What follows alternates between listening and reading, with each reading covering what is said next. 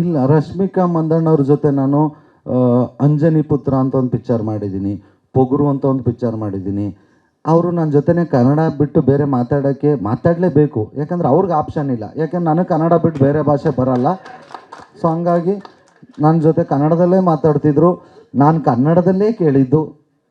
ಅದರಲ್ಲಿ ಮಧ್ಯೆ ಏನು ಮಾಡೋಕ್ಕಾಗಲ್ಲ, ಒಂದು ಇಂಗ್ಲೀಷ್ ಮಿಕ್ಸ್ ಆಗ್ತವೆ. ಮೇಡಮ್ ಉಪಾಧ್ಯಕ್ಷ ಅಂತ ಪಿಕ್ಚರು, ಹಿಂಗೊಂದು ಹೀರೋ ಮಾಡಿದ್ದೀನಿ, ಒಂದು ಬೈಟ್ಸ್ ಬೇಕು ನಿಮ್ಮದು, ಬಂದು ತೊಗೊತೀನಿ ಅಂದೆ. ದಯವಿಟ್ಟು ಬರಬೇಡ್ರಿ, ಯಾಕೆ ರಿಸ್ಕ್ ತೊಗೊತೀರಾ, ನಾನೇ ಕಳಿಸ್ತೀನಿ ಅಂತ ಕಳಿಸಿದ್ರು. ಯಾರಿಗೆ ಅಲ್ಲ, ಅವ್ರು ಬರೆದಿದ್ರು ನನ್ನ ಜೊತೆ ಕನ್ನಡದಲ್ಲೇ ಮಾತಾಡಬೇಕು, ಯಾಕೆಂದ್ರೆ ನನಗೆ ಬೇರೆ ಭಾಷೆ ಬರಲ್ಲ.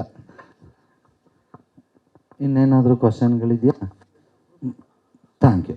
ಇಲ್ಲ, ರಶ್ಮಿಕಾ ಮಂದಣ್ಣವ್ರ ಜೊತೆ ನಾನು ಅಂಜನಿ ಪುತ್ರ ಅಂತ ಒಂದು ಪಿಕ್ಚರ್ ಮಾಡಿದ್ದೀನಿ, ಪೊಗರು ಅಂತ ಒಂದು ಪಿಕ್ಚರ್ ಮಾಡಿದ್ದೀನಿ.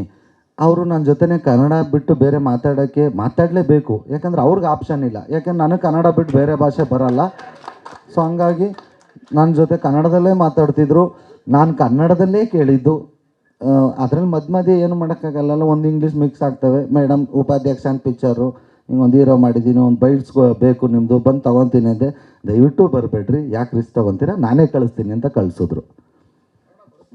ಯಾರಿಗೆ ಅಲ್ಲ, ಅವ್ರು ಬರೆದಿದ್ರು ನನ್ನ ಜೊತೆ ಕನ್ನಡದಲ್ಲೇ ಮಾತಾಡಬೇಕು, ಯಾಕೆಂದ್ರೆ ನನಗೆ ಬೇರೆ ಭಾಷೆ ಬರಲ್ಲ. ಇನ್ನೇನಾದರೂ ಕ್ವಶನ್ಗಳಿದೆಯಾ? Thank you.